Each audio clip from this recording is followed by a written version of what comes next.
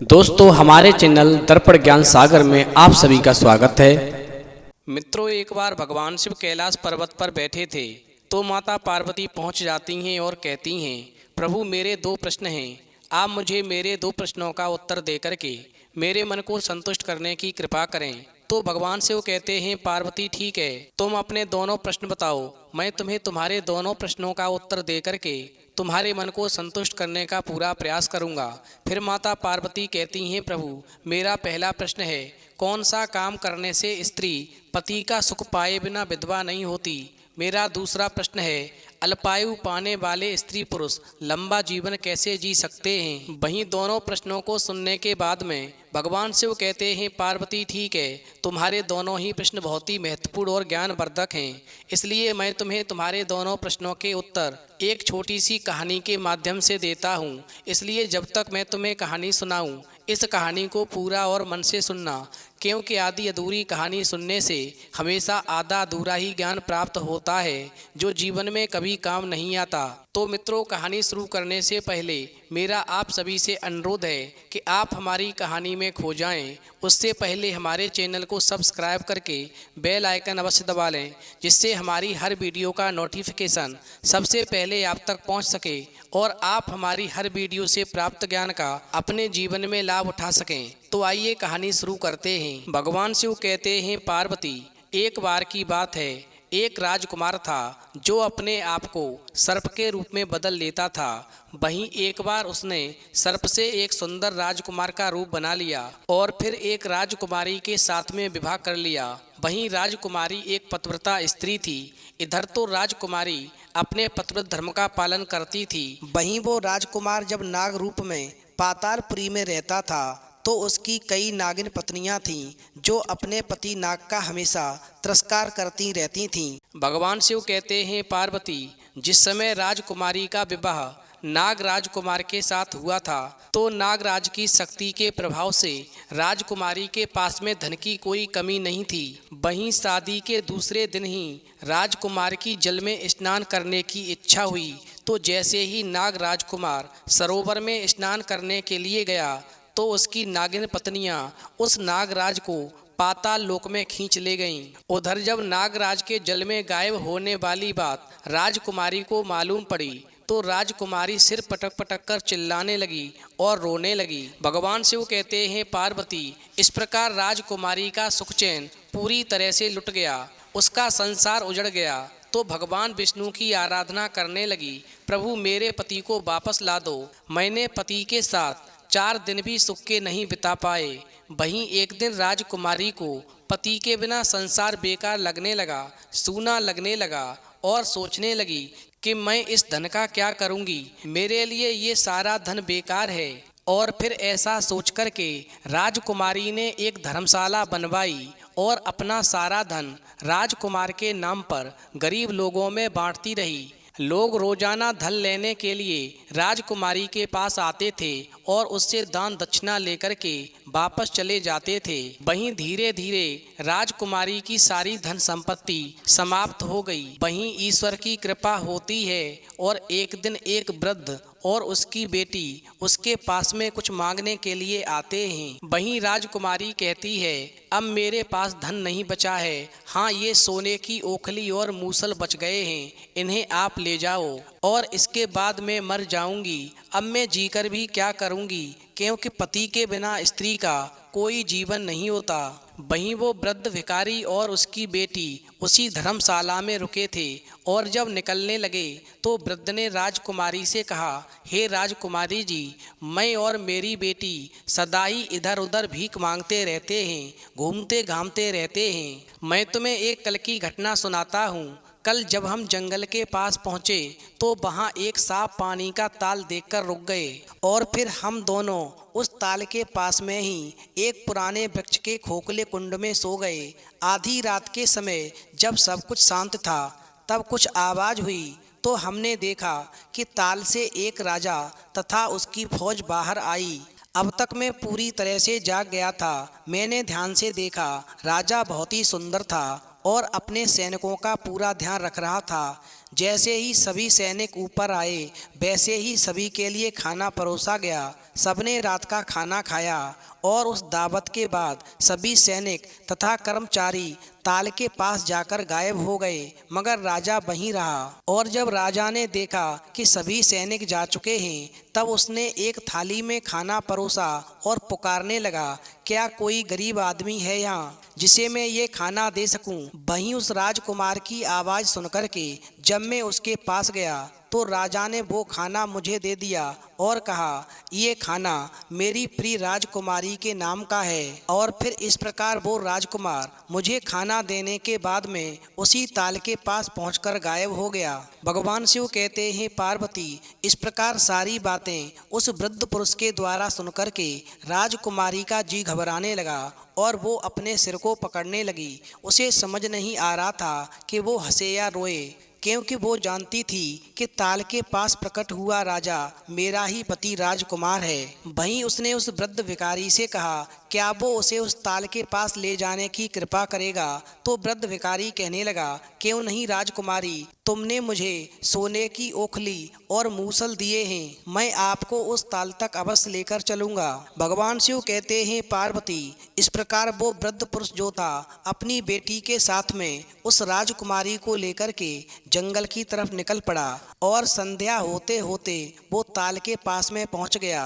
वहीं ताल के पास पहुंचने के बाद में वो वृद्ध पुरुष, उसकी बेटी और राजकुमारी रात होने और ताल से प्रकट होने वाले लोगों की प्रतीक्षा करने लगे। इधर वृद्ध भिखारी तथा उसकी बेटी को नींद आ गई, मगर राजकुमारी जागती रही। राजकुमारी को नींद कैसे आ सकती थी? वहीं जब आधी रात का समय हुआ तो आधी रात के समय जब सब कुछ शांत था तो नाग राजकुमार और उसको खाना खिलाने वाले और उसके सैनिक प्रकट हो गए। वहीं सेवकों ने खाना परोसना शुरू किया और जब लोगों ने खाना खा लिया वो वापस ताल की तरफ चले गए, मगर राजकुमार एक थाली में खाना लेकर के जंगल में चला और पुकारने लगा, क्या कोई गरीब आदमी यहाँ पर है जिसे मैं ये भोजन की थाली दे सकूं?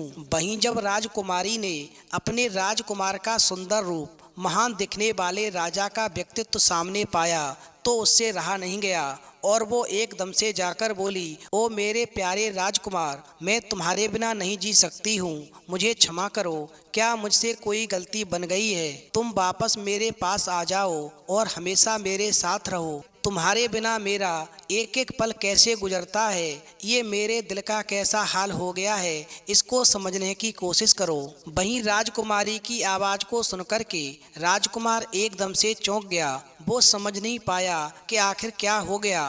तो राजकुमारी कहने लगी, आप इधर देखो, मुझे पहचानो, मैं तुम्हारी पत्नी हूँ। वहीं जब राजकुमार ने राजकुमारी को देखा तो उसने पहचान लिया कि ये तो मेरी पत्नी है, मगर वो जानता था कि ताल में चले जाने के बाद में अब वो उसके साथ नहीं रह सकता है, क्योंकि जो मेरी नागिन पत्नियाँ हैं वो मुझे ऊपर नहीं आने देंगी। और इस प्रकार राजकुमार कहने लगा कि तुम जाओ, मैं मौका देख करके तुम्हारे पास अवश्य लौट आऊँगा। परंतु राजकुमारी कहने लगी, नहीं प्राणनाथ, मैं तुम्हारे बिना नहीं रह सकती। अगर तुम नहीं आ सकते हो तो मुझे ही ताल के तल में यानी ताल लोक में ले चलो। वहीं राजकुमारी की बात को सुनकर के राजकुमार कहने लगा, राजकुमारी ऐसा संभव नहीं है। और फिर दोनों के बीच में बहुत देर तक बहस होती रही। उसके बाद राजकुमार राजकुमारी को अपने साथ ले जाने के लिए मान गया, मगर उसे कैसे लेकर जाए, इसलिए राजकुमार ने राजकुमारी को एक कंकड़ के रूप में परिवर्तित किया और अपनी जेब में रख लिया। वहीं जब राजकुमार ताल लोक में पहुंचा तो उसकी नागिन पत्नियां आ गईं और उसका स्वागत करने लगीं। वहीं राजकुमार ने उनका स्वागत स्वीकार किया। वहीं नागिनियों ने जब नागराज से पूछा कि आज आपके शरीर में से मानव की बू आ रही है, तो नागराज ने बताया, हाँ उसके साथ में एक मानव है, मगर वो उसे तभी प्रकट करेगा जब उसे तुम में से कोई कष्ट पहुंचाने का प्रयास नहीं करेगा। पहले मुझे ऐसा वचन दो। वहीं नागराज की बात को सुनकर के जो नागनियाँ थीं वो मान गईं और फिर नागराज ने अपनी जेब से कंकड़ निकाला। वहीं कंकड़ राजकुमारी में परिवर्तित हो गया।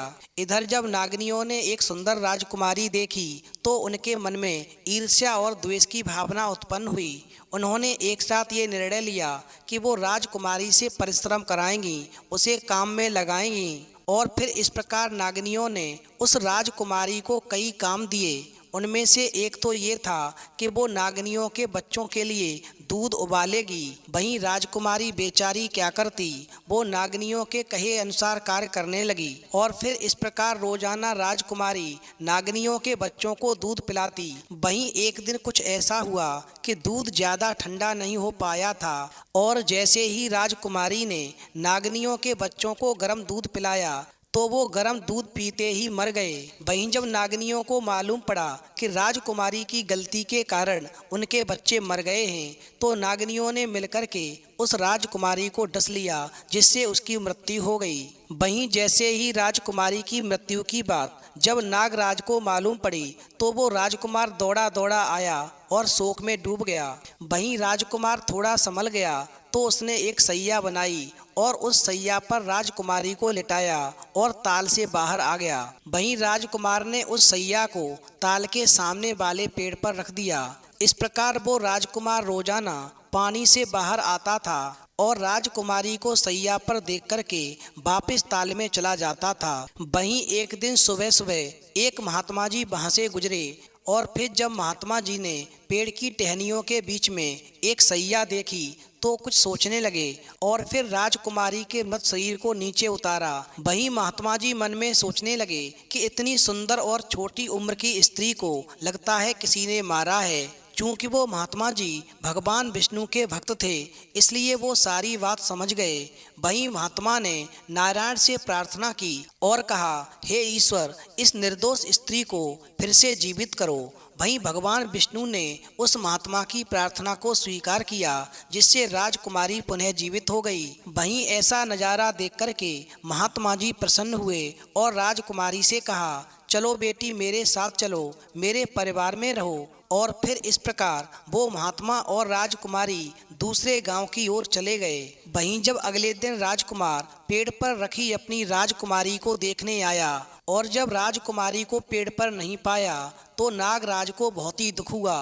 वो सोचने लगा, या तो राजकुमारी का सब कोई ले गया है या वो जीवित होकर चली गई है। और इस प्रकार वो राजकुमार राजकुमारी की याद में भटकने लगा और वन में राजकुमारी को ढूंढने लगा, मगर राजकुमारी का कहीं पता नहीं चला। और फिर ढूंढते ढूंढते वो दूसरे गांव पहुंचा और उस महात्मा के घर तक आ गया। भगवान शिव कहते हैं पार्वती। वहीं जब राजकुमार ने महात्मा के घर में राजकुमारी को सोते हुए पाया तो उसने अपना रूप बदला और एक सांप में परिवर्तित होकर के राजकुमारी के बिस्तर के पास में कुंडली मारकर बैठ गया। वहीं थोड़ी देर के बाद में जब महात्मा का बेटा आया और उसने राजकुमारी के पास में एक सांप को देखा तो उसने सोचा ये कहीं इस स्त्री को डस ना ले। और फिर महात्मा के बेटे ने ऐसा सोच करके एकदम से एक तलवार उठाई और सांप के टुकड़े टुकड़े कर दिए। वहीं आवाज होते ही राजकुमारी एकदम से जाग गई और जब उसने देखा कि सर्प के टुकड़े हो गए हैं, यानी मेरे राजकुमार के टुकड़े हो गए हैं, तो वो सिर पटक पटक कर रोने लगी। अरे ये तुमने क्या किया? हाय, तुमने मेरे पति को ही मार दिया, मेरे राजकुमार की हत्या कर दी। चूंकि राजकुमारी क्या कर सकती थी, जो होना था हो गया था। अब तो उसी दिन दोपहर को राजकुमारी ने चंदन की लकड़ी की चिता बनाई और मृत राजकुमार को उस पर रख दिया। चूंकि राजकुमारी पतिव्रता स्त्री थी, उस पर यह सारा दुख बर्दाश्त नहीं हुआ और वो अपने राजकुमार की चिता पर स्वयं भी चढ़कर बैठ गई और कहने लगी, अब मैं जीकर क्या करूंगी, मैं भी अपने राजकुमार के साथ में जलकर मर जाऊंगी। और इस प्रकार से चिता में आग लग गई और राजकुमार और राजकुमारी दोनों जलकर भस्म हो गए। वहीं ऐसा नज़ारा देख करके महात्मा जी बहुत ही दुखी हुआ। वो चैन से सो नहीं सका और वो रात भर जागता रहा। वहीं अगले दिन जब सुबह होता है तो महात्मा उस स्थान पर जाता है जहाँ पर राजकुमार और राजकुमारी की चिता को जलाया गया था। वहीं उसने चिता के पास जाकर के ठंडी राख उठाई और उस राख को लेकर के एक पेड़ के नीचे बैठकर पश्चाताप करने लगा कि यदि मेरे बेटे ने सर्प के 2 टुकड़े नहीं किए होते तो शायद आज राजकुमार और राजकुमारी जीवित होते और सुखपूर्वक जीवन बिता रहे होते। भगवान शिव कहते हैं, पार्वती, वही महात्मा जिस पेड़ के नीचे बैठा था उसी पेड़ के ऊपर 2 पक्षी बैठे थे।